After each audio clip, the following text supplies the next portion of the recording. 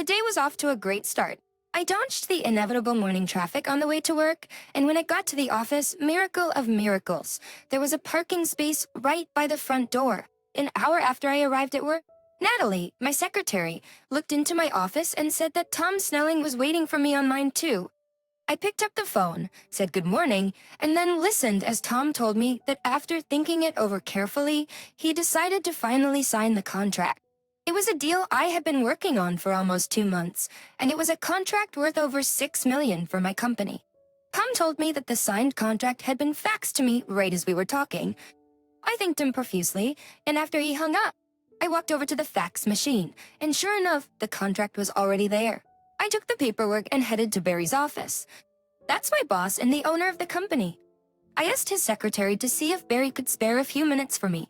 She checked, and he appeared to be available, so I walked into his office and told him I was there to brighten his day. I handed him the contract, and he looked at it and smiled. He told me that he didn't think for a minute that I would get anywhere with Snelling. A few of the other employees had tried, but it hadn't worked out. Barry smiled and said that my bonus based on the deal would be obscenely large. And then he said it was time for me to get back to work. At 11 o'clock. Stella, the boss's secretary, called me and told me that Barry needed to see me urgently. When I went into his office and wanted to sit down, he told me not to bother and I wouldn't have to stay long enough to get comfortable. He then told me that as of noon this afternoon, I was the new vice president of sales, and that one of my first tasks as vice president was to get on a plane to Dallas and smooth the ruffled feathers of Mike Thomas, who was one of our biggest customers. He told me that Stella had all the details and sent me on my way. As I was picking up Stella's paperwork, she asked me if I wanted her to organize my trip, but I thanked her for the offer and told her I could handle it myself. Back at my office, I tried to contact my wife, Terry, to tell her the good news, but I was told she wasn't at work, so I left a message saying I would call back later. I headed home to pack a bag for the road, and when I pulled up, I saw Terry's car parked in the driveway. Strange. I thought parking behind her. As soon as I opened the door of the house, I realized what was going on. Oh my God, yes. Sweetheart, make me finish was echoing throughout the house.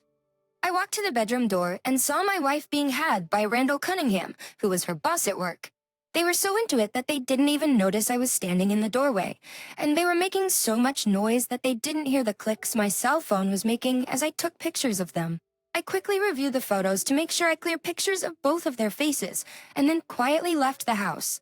It took 25 minutes to get to the firm, and when I got there, I asked the receptionist if I could speak to Bart Sampson. We knew each other pretty well, and he stood up to greet me and offered me his hand as I entered the office. It's good to see you, of Rob, but if you're here to ask Terry to lunch, you've wasted your time because she's not here.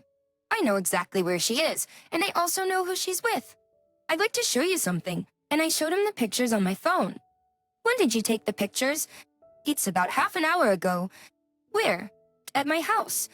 They didn't even notice me when I took the pictures. They're supposed to be having lunch with one of our clients.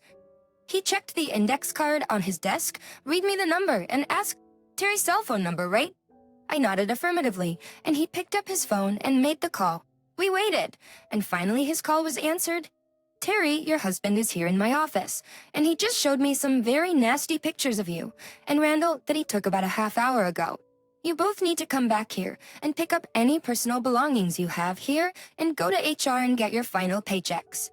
I don't want any trace of either of you still in this building by 5 o'clock this afternoon. There was a brief pause, and then now, Terry, we have nothing to talk about. He hung up and said, I'm sorry, Rob. I had no idea there was something going on between them. What are you gonna do? Divorce her? No, I meant about my company.